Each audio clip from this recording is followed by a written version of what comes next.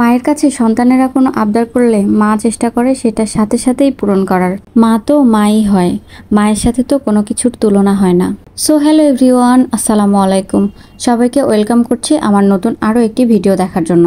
মায়ের কাছে আবদার করেছিলাম হাঁসের মাংস আর চালের রুটি খাবো, তাই মা আর দেরি না করে বাড়ি থেকে দুইটা রাজহাঁস নিয়ে চলে এসেছে আমাদের জন্য।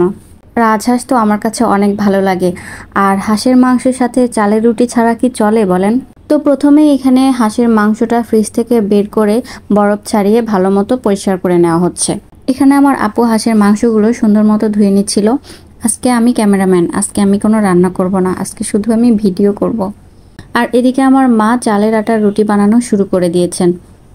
মা সুন্দর করে গোল গোল করে অনেক তাড়াতাড়ি করে রুটি বানাতে পারে, কিন্তু আমি গোল করে রুটি বানাতে পারি না। আর চালের আটার রুটি তো আমার গোল হয়ই না।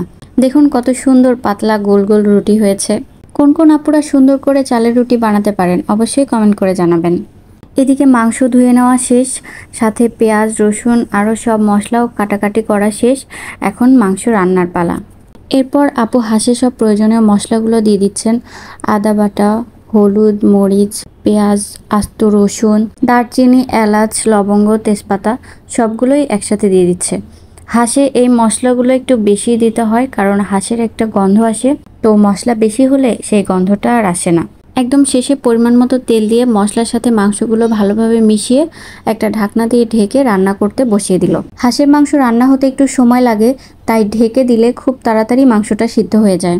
এদিকে আমার মা সবগুলো রুটি বানিয়ে শেষ করে ফেলেছে, আর রুটিগুলো এত সুন্দর দেখতে, একদম পাতলা আর গোল গোল, মানে এগুলো আমার শুধু দেখতেই ইচ্ছা করতেছিল।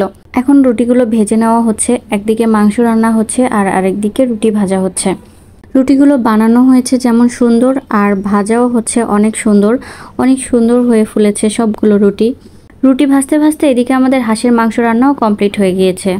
মাংসটা দেখতে এত লোভনীয় হয়েছে, আমার তো খুবই ভালো লাগছে। এখন আমি এডিট করতে বসেও এটা দেখে আমার আবার খেতে ইচ্ছা করতেছে। মাংস রান্না শেষে আপু এর উপর দিয়ে ভাজা জিরার গুঁড়া ছড়িয়ে দিয়েছে। তো এই ভাজা জিরার গুঁড়ার ফ্লেভারটা আমার কাছে অনেক ভালো লাগে, আর এটা দিলে মাংসের টেস্ট বহুগুণ বেড়ে যায়।